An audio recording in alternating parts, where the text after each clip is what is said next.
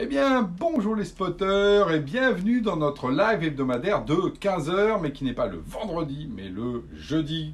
Pourquoi? Parce que ce soir et demain, c'est la fête des morts et donc on a tous peur. J'ai peur de faire mon live. Et oui, demain c'est férié, donc on a avancé d'un jour pour parler d'un sujet qui a attendu des millions, voire des milliards d'années. C'est celui des ondes gravitationnelles. Alors pourquoi je vais vous parler des ondes gravitationnelles, qui est un sujet physique très pointu? Parce que c'est un rapport avec le numérique, la coopération, la collaboration numérique qu'il y a aujourd'hui au niveau mondial.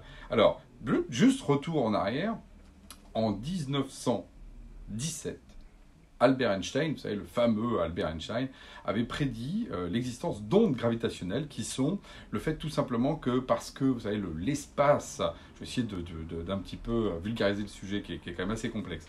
L'espace, en fait, avec la masse est courbé. En fait, ce qui se passe, c'est que du coup, si par exemple on a des trous noirs qui fusionnent, et ben en fait, ils perturbent l'espace-temps comme ça. Vous savez, comme quand on passe avec une voiture sur les dos d'âne. Et simplement, c'est que ces ondes gravitationnelles, de la gravité, vont aller jusqu'au bout de l'univers. Et nous, tout d'un coup, on va les avoir. Sauf que ces ondes sont tellement minuscules parce qu'elles sont passées dans le passé très loin que du coup, elles sont toutes petites et que pour les détecter, on pensait même que c'était impossible. Mais vous savez, impossible n'est pas français et surtout n'est pas humain parce qu'on s'est battu là-dessus. Et en fait, il y a déjà eu, alors en 1974, il y a eu une première preuve indirecte. Et ensuite, on a lancé en fait des énormes systèmes pour détecter justement ces ondes gravitationnelles. Donc il y en a un aux US qui s'appelle LIGO, il y en a un en Italie qui est européen qui s'appelle Virgo, et les deux en 2017. Parce qu'ils ont fusionné aussi leurs données d'un point de vue numérique, ils ont été capables de démontrer qu'il y avait effectivement des ondes gravitationnelles, et depuis on n'arrête pas d'en voir, c'est-à-dire qu'on n'arrête pas de voir des fusions de trous noirs de l'autre côté de l'univers il y a plusieurs milliards d'années, qui viennent juste faire des bzzz comme ça, bzzz, sur des tout petits capteurs au fin fond, alors non pas du sol, hein, parce que les deux capteurs sont justement sur la surface de la Terre. Il y en a un qui est japonais qui lui est enfoui. Bon, et pourquoi est-ce que je vous en parle? Parce que finalement, ça a été possible, non seulement parce qu'il y avait des capteurs gigantesques, mais parce qu'on a pu aussi coupler et créer de la coopération numérique entre des capteurs, justement, entre toutes ces équipes. En tout, il y a plus de 25 groupes d'astronomes qui s'occupent de tout ça. Ça représente plusieurs milliers de personnes qui, ensemble, ont travaillé pour justement coordonner leurs efforts, le projet, mais surtout ces informations pour détecter qui l'un s'occupait de tel type d'onde, quel autre de telle longueur d'onde, et en couplant les deux et en faisant des mesures, là, on a pu déceler ces fameuses ondes gravitationnelles. Ça veut dire quoi pour moi? C'est quelque chose de très fort à travers ces projets qui maintenant sont à taille mondiale. C'est-à-dire qu'un projet comme ça, on n'en a plus qu'un au niveau mondial.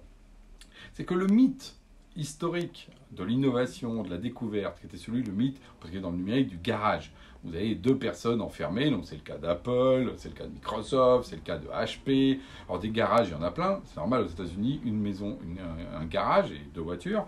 Il y a de la place de mettre deux fondateurs, deux voitures, deux fondateurs. C'est un mythe qui, pour moi, j'ai envie de dire, il appartient au passé. Alors, il est très sympa, il donne cette idée aussi de démarrer route et tout. Les gens sont toujours dans des garages, mais maintenant, ils sont connectés avec le reste de la Terre. Donc la question d'ailleurs que je me pose, c'est quel mythe il restera? Parce qu'on ne va pas parler de garage quand des gens sont connectés avec Internet.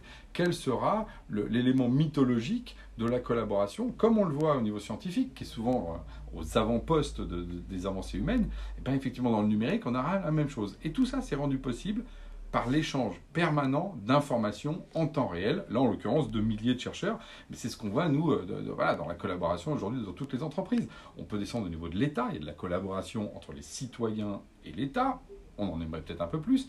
Dans les entreprises de taille intermédiaire aujourd'hui, on n'imagine plus travailler entre soi, entre juste 4 collègues de bureau. On travaille de manière mondiale, généralement connecté avec des gens extérieurs, avec des conseils extérieurs, mais également avec des entreprises extérieures, des sous-traitants. Tout ça forme des écosystèmes.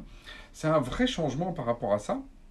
Et la vraie question, c'est comment est-ce qu'on transforme ce fameux lâcher-prise de collaboration. Parce que si on prend d'un point de vue géopolitique, et je reviens sur mes ondes gravitationnelles, le plus dur, ça a été d'accepter que les Américains et les Européens travaillent ensemble. Et oui, parce que chacun veut sa petite victoire. Donc il y a une logique de lâcher prise. La collaboration et la coopération nécessitent d'ouvrir les chakras pour pouvoir justement arriver à fonctionner. Et ça c'est peut-être la partie la plus difficile dans la collaboration, c'est de se dire que ensemble, on va plus loin. Voilà, c'est une fameuse idée, mais il faut avoir cette idée d'ensemble.